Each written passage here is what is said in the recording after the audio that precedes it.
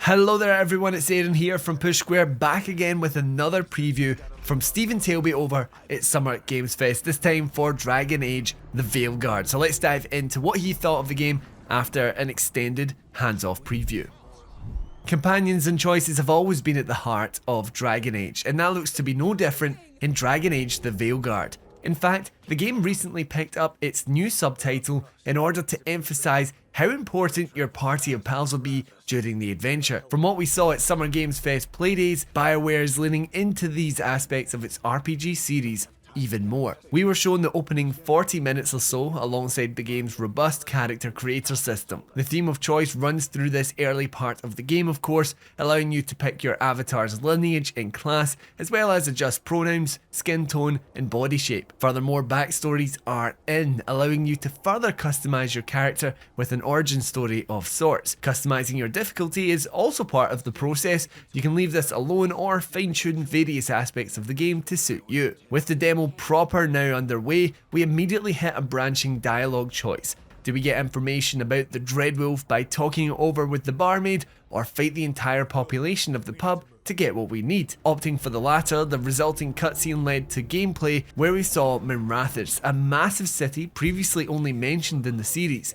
Bioware teases it's taking players to more locations than ever in the Veilguard. Thus begins an intense opening sequence in which a ritual to destroy the Veil is underway, resulting in demonic creatures from the Fade passing into the world. During this linear sequence, the game's visuals really show themselves. Magical effects are all around, and the bad guys invade the screen in chaotic fashion, resulting in a visually exciting set piece. It leads into our first glimpse of combat, which is more action oriented than we've seen in Dragon Age games before. Our demo character is a rogue, so attacks with fast strikes and evades with nimble dodges and parries. Interestingly, you can dodge midway through a combo, then pick up where you left off, so there's no wasted energy here. While the main thrust of combat is reminiscent of your typical action RPG, Dragon Age's roots return with the ability to pause the screen and select combat skills to use. From this pause and play menu, you'll be able to select your own set of abilities as well as those of your current companions. Alternatively, if you'd rather not slow things down,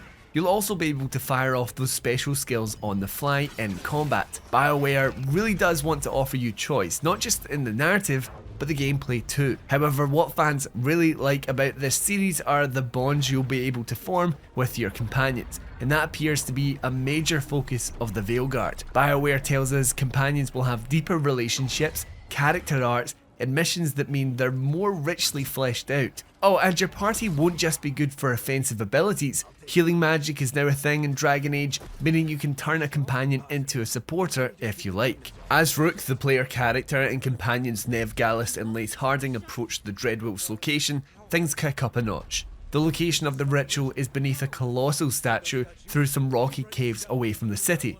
The art direction and lighting on show is great, especially as the intense effects ramp up even further. Our demo wraps up with a dramatic climax, eventually showcased in the since released gameplay reveal, so it's safe to say that Dragon Age the Veilguard kicks off with a bang.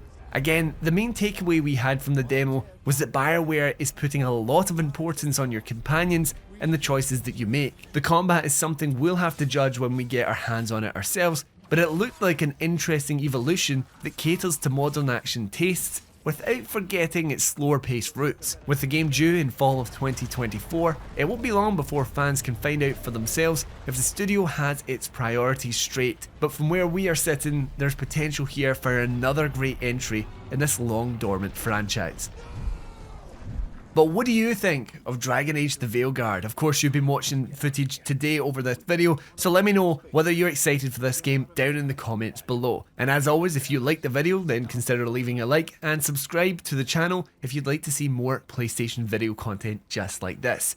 But anyway, thank you everyone for watching, and until next time, I've been Aaron, and this has been Push Square.